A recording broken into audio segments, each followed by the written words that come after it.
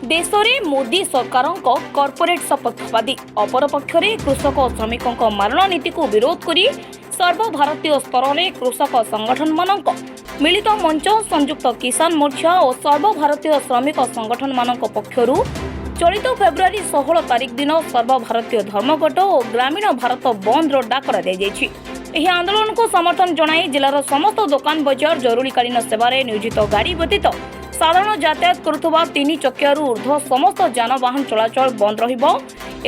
समस्त सरकारी बेसरकारी कार्यालय उक्त दिन बंद रखा एक सांबादिक सम्मेलन में आह्वान देइछन्ति संयुक्त किसान मोर्चा गजपति शाखार संपादक केदार सबद।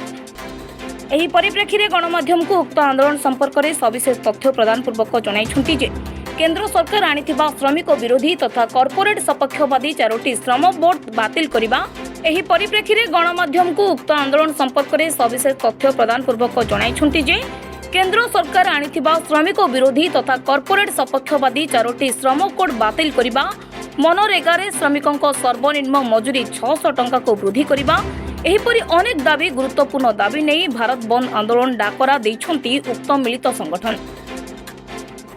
संयुक्त किसान मोर्चा एवं केंद्रीय ट्रेड यूनियन आउ विभिन्न संगठन मिसिगिरी संयुक्त किसान मोर्चा नेतृत्व में आज बोले आसंता 16 फेब्रुआरी 2026 जो डाकरा देइछि सब भारत बंद हड़ताल और ग्रामीण भारत बंदर डाकरा देइछि।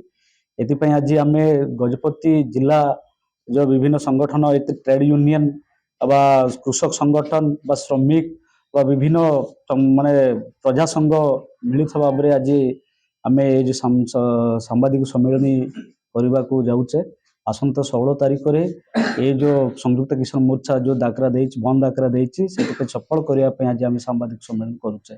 से दिन सब सब 3 चकिया गाड़ी रू माने बंद रहिबो जो प्रकार से 100 घंटा माने सकाळ 100 रु रात माने संध्या 100 पर्यंत बंद रहिबो। ब्यूरो रिपोर्ट विप्लवी परिक्रमा।